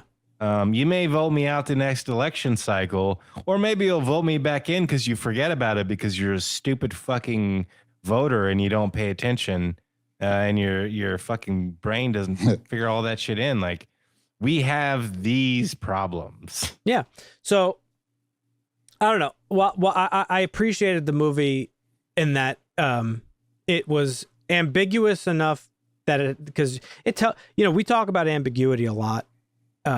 And we talked about it recently with Longlegs, where I argued, I was like, this movie was poorly ambiguous because it actually spoon feeds you a lot of shit about like the runes and the triangles and this and that and the other thing. And then it just drops them flat and moves on. And it's like, we were being ambiguous, bro. It's like, no, you just gave me all this fucking information and then didn't satisfy me afterwards. This movie does the ambiguity in a good and effective way. We're in the midst of a civil war. The president's fucking totalitarian. The guy. roads are crazy. The towns are crazy. Like we know what we need to know. That's what I'm saying. We know what we need to know. They go through some shit. Right. But I'm saying we know what we need to know. We don't need to learn why the fucking Civil War occurred, how the president got we don't need to know any of that for this movie to work. It could be fascinating in a show or a movie, but it works in this one. Because it's just about the characters. So I really appreciated that for this movie. And I also appreciated the fact that while being ambiguous, it still is able to portray all the things that we were just talking about its real life inspiration, which is like, modern life in America. So, I thought it was a great movie. I thought the cast was really good. Everybody was great. That scene with Jesse Plemons was apparently like widely talked about when the movie first came out, and for obvious reason. That was one of the most nail-biting scenes I think I've ever seen in a movie. I haven't felt extremely tense. I haven't felt that much tension since Hereditary, and I talk about Hereditary all the time about how tense that movie makes you feel. I was like almost having an anxiety attack watching the scene with Jesse Plemons. I was like, holy fuck, this guy's like he plays a good crazy guy. 100%. Even his character in Breaking Bad was creepy because he was like childlike in his behavior, but also a fucking madman. A killer, stone cold killer. Yeah. Yep. He was good in Black Mirror too, that episode. Yeah. He's a good actor. He's great. So that scene I would like to see him get like his own show or something where he could so we can see more of him. Go watch Fargo. He was great in it. Fargo, okay. And don't forget about El Camino. He was great in that. Yeah, that's true. But I guess I was used to that. So yeah. But yeah, so that was a really effective scene. I mean, I thought like I just really liked everything about the movie. Like every little stop they make, they show like different aspects of life in this world and what's going on, and it's like it feels very real. Anytime you're in a war, it's going to be crazy. And they're showing you war in America, which is something that is foreign to us, although may not be as foreign as we would all like. It also given the circumstances that have happened in the last couple of weeks, but frightening nonetheless. What are you going to say, Marvin? I was just going on what it showed, like, as far as like the different parts of town and the different ways people were doing all this. I thought that was great too. Like there was like the first crazy group of guys that were killing people for we don't know why. Oh, so then you don't know there if was they're like crazy. a normal town, and then they roll into that one town. They're like, "You guys know there's a war going on, right?" They're like, "Yeah, we don't give a fuck." We just and then there was like the refugee camp type thing. Yeah. So I think they showed a lot of cool shit. Yeah, and I don't remember what I was going to say. All things you would experience in probably such a situation. Like it's very well thought out. Yeah. The way that they unveil the dynamic of this is a war-torn country. Some places are ignoring it, even though there's fascists on the roofs with snipers, and some places are full-blown in battle, and then other places like it's like, we'll do some deals with you. You're just passing through. Good. Yeah, that part specifically, like I thought that was cool. Like they didn't give us a lot, but they give us a little bit of like how the dollar basically crashed. He's like $300. That'll get you a sandwich. We got cheese or turkey. The Canadian dollar was actually more valuable. But the Canadian dollar was Like, even the thing like with the gas. Yeah. Well, that was it. I'm sorry, go ahead. I was just gonna say, even the thing with like the gas cans was, I thought, a nice touch. Like they're preparing with having extra gas cans. Like a lot of the apocalyptic shows, they're just riding around forever. Yeah. Basically never worrying about gas. Just the little things I thought was a nice touch. The money thing was a really cool idea because in real life, the American dollar fucking dominates the world. In fact, that's why we go to war. because countries that want to come off the US dollar, we're like, no, and we have to invade them and make them free. So in this film, it told me that this thing that's happening is very isolated to the United States.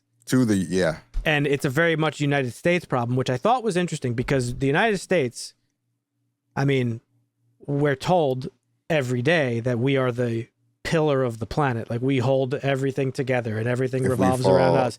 If we fall, civilization falls. But this movie very subtly suggests, like, nah, man, the world would go on without us.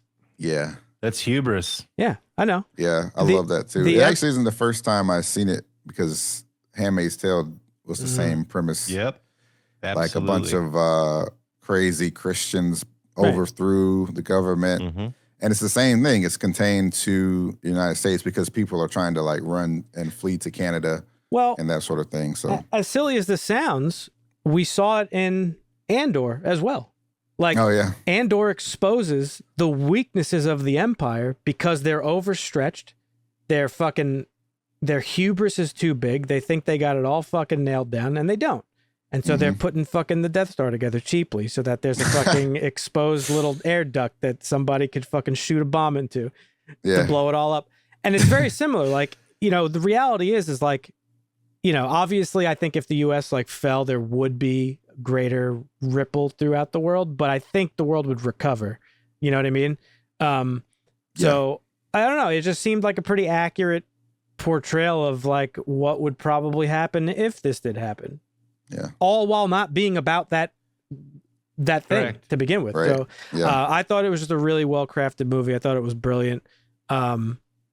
Really just up and down everything about it. I didn't really have a bad thing to say about it. You know, this amazing movie. It was a great take on journalism and how journalism should be. Yeah. And what journalism shouldn't be. It was also a great take on what government should be and what government shouldn't be. It was a great take on how people deal with these things and get through them. It was just, it hit everything. It took me a little bit to understand the journalism angle. I couldn't really figure it out. I was like, why is this movie being shown through the eyes of journalists? And I was like, it was before I watched his interview. And obviously I kind of understood why, but it didn't dawn on me because the whole time I was like, well, being a war journalist, specifically, you're taking photos of war. Like, what's the goal? And I think the goal is that journalism should have no biases in it whatsoever. So like the most raw form of that is war journalism, where you're literally just taking photos to show the world what's going on in these war zones. Like that's what it is. It's just showing you the objective truth, no matter what that is. And that's what journalism should be. So I think that's why he used journalists personally. But yeah, it was very effective. You also get something from the photography aspect of it because you're following these journalists and what's his I forget the guy's name. His whole goal is to interview the president. Joel. But you're really taken in by the photographers, Kirsten Dunst's character. Yeah, I mean, and the young girl. Like they're the ones that are actually documenting it, because you can say like, I want to do this interview, I want to ask these questions, but along the way, you have people that are recording this thing through photographic evidence as it is in this story, that it really becomes about like, that's how history is defined. Like, you have these amazing pictures, and you know, not to get into it, but like we have a picture of a president who's standing bloodied with his fist in the air, you know, like there's something to like war journalism, not just war journalism, but war photography. Just photography in general, I would take it a step further.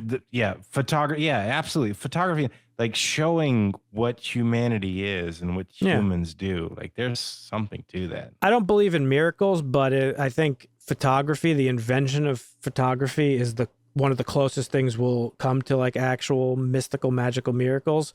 Like the fact that you're capturing music.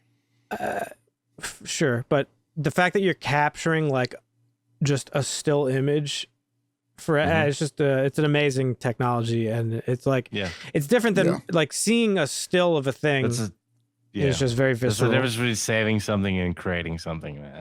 Yeah, but I do agree with you. I think saving something, like I do think those captures are very, very important. But I also think creating like music is also. Yeah, I've noticed a lot of people really like, I don't know, missing the point of the movie. They wanted to know the backstory of the Civil War and like all this stuff. It's like not necessary. That's not what the movie's about. And I see people, like a lot of critics are like pushing that narrative too, being like, oh, this is like a stark warning of what could be. And it like kind of is, but also not at the same time. It's just, it's a whole bunch of things. And I don't think I don't know. But yeah, do you guys have any last things you want to touch on? My take was on the journalism piece was they just cared about getting the scoop. Yeah. Just like TV journalists who just care about ratings. There's some greed involved. But they're you say also objective trying truth, to get but I the think right it's story out. Yeah, I think he was maybe trying to say like this type of where you only care about the scoop, where you're willing to like cast aside your friend, keep going, make sure to get the quote and the picture. It's like it's kind of part of that's part of society's problems. Maybe that's that might be a little part of maybe that's why you didn't like her death. Because for me, I didn't mind it. I kind of was just like, oh, like she obviously died in front of her. That's besides the point. She takes the picture because it's for me. It was like now this like. I have to capture what's happening type of thing. But you might be right. That's what you do in that situation. That's what you're trained to do. That's what your job is. That's what you have to do. You're recording history. Yeah, that was like This is a story about recording history and showing history to the people. To an extent, but like there's moments where like the Jesse Plemons scene where they weren't focused, they were so focused on getting the scoop. In the end, they cast aside all of what actually matters. Well, you see it sort of elevate throughout the movie, and it culminates at the end when, Kirsten Dunst dies, Lee, because Jesse at that point is being like super fucking ballsy, and she's like not listening to the soldiers who are supposed to be she's jumping. She's out there with a camera like she has a gun. Right. Like she's you see that in her from the beginning though, right? Like Kirsten gives her the vest and says, "You put this on right now, and you be careful." And then she doesn't put it on immediately. She just runs away with the vest in the hand, and then the explosion happens. And so you kind of see this like, I don't know, juvenile thing towards like I can approach this differently. Yeah.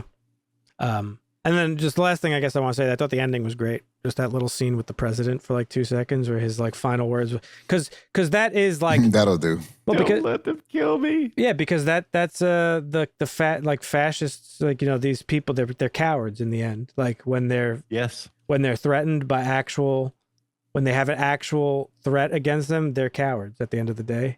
And those people. And he was just like, oh, don't let them kill me. And he's like, that's good.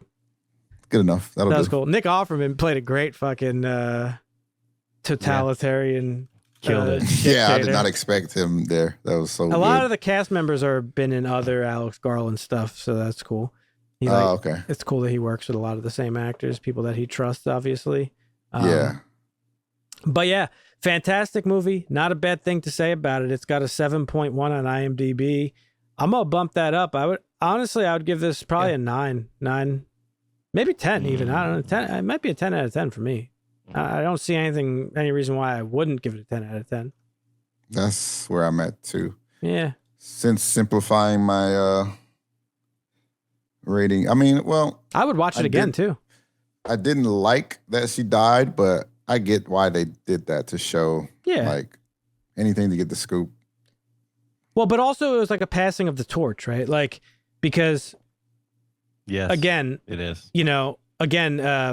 Sammy represents. There's duality there. Well, Sammy represented, like I said, that old school journalism, and then Lee trying to teach new Lee was the next generation after him of like still really, doing great journalism, but like doing it in a more I guess aggressive type of way. Like she's out there and like capturing all this stuff. Joel was like the next, like he was a little bit more of like a fucking loose cannon sort of hothead, like kind of going for the rush of it. And then Jesse's like the real new school. Like she's the one going to be posting the shit on like TikTok and stuff. So like, it's kind of just like a passing of the torch, I think, of each character. Yeah, but you do see the dynamic of like the difference between, and that's why I like the journalist and the photographer. Like you clearly like they line that up for you. They're like, here it is. This guy's a fucking junkie. But then you also see Kirsten Dunst's character getting these photo shots, and Lee seeing her get these shots and getting more and more dangerous or daring with trying to get the shot herself. Yeah. Leading to a death, obviously. But but I think, it's great story. Yeah. So 10 out of 10 from me. What do you got, Marvin? Just thinking through it, there's some things I didn't quite understand. Well, one thing specifically I didn't understand was why she kind of froze up at the end. They didn't really give us any insight into why, because she was so like battle hardened. Why of all times is she freezing up now? I was just being nitpicky there. I think she just got shot instantly. I don't think she froze. I think she was just no. I'm saying the build up to that. She wasn't taking any pictures. Oh, why she was crying. She was cowering. Because she was just overwhelmed by it all. She had reached her max. Like seeing this shit her entire career, like she kept getting flashes of like the crazy shit she's seen and photographed, and like she's just there was also there was the pressure of she was almost where she wanted. Like her goal, her whole objective was, I want to photograph the president and before he's assassinated. Like that was her goal. And so leading into that, like going into that whole fucking rush of a thing, like you could see like it was getting to her.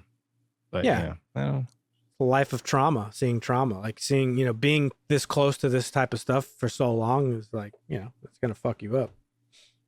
No, I understand that, but I get it was just like divine timing, I guess, for her to freeze up. I get what you're saying. I didn't really see the purpose that it served. It was a little dumb. It was a little dumb. I agree with you. It was a little dumb. But it was still pretty good. I really enjoyed this. I would probably give this this is probably like a solid 8.5. Okay. Dusty? I'm not that generous. 8. I will give it an 8 though. Yeah, definitely. Like the 9 is my highest, so 8 is pretty high. That's good. That's good. Okay. Yeah. Definitely rewatchable. I thought it is rewatchable. Twice, so. It is rewatchable. I know, and I thought you actually didn't like it because every time we mentioned it, you were like, "Not the movie." I thought it was but I thought you meant like a bad way. I was just trying to qualm you guys because I watched the trailer, and so I was like, "Oh my god, this is a Civil War movie about the Civil War," and I was like, "Yeah, let's watch this. It's good." But it's not the actual Civil War movie that the trailer says it was. So the fact that you guys watched it and didn't watch the trailer actually makes me feel good. Like, yes, we did the right thing. Yeah, normalize not watching trailers. Yeah, hey, I agree. That's my mantra. No one, you guys picked on me when I said I don't like trailers. You should write a book. Well, it depends on the trailer and the movie. I'll watch some, I won't watch others. Yeah. Dusty won't even look at a fucking text regarding Superman, the new one. He didn't even want to read a blurb in a newspaper clipping. I was pissed off. Yeah. Get away. Fuck. But all right, well, that's going to do it for us, folks. There's our thoughts on Civil War by Alex Garland. Let us know what you thought. Good movie. Yeah. Go watch it. Leave a comment. Let us know what you thought. If you haven't watched it, definitely check it out. It's a very good movie. Very poignant film, I think, especially the times. Be sure to leave a like on the video. It's very helpful to us, and consider subscribing if you have not done so already. We do these once a week most of the time. Next week is a very special week. Once a month, we make Marvin watch some shit that he hasn't seen before. And next week, we're making Marvin watch Contact. a fantastic film. One of my Aliens. One of my It's favorites. about aliens. Listen, Good one. you'll have to watch it to find out. Just know this: it was directed by Robert Zemeckis, and it was based off of a book written by Carl Sagan. So, Oh yes, baby. so that's next week. So tune in then, folks, to see what Marvin thinks about Contact. But thanks so much for listening. We'll catch you next time. See ya. Asta.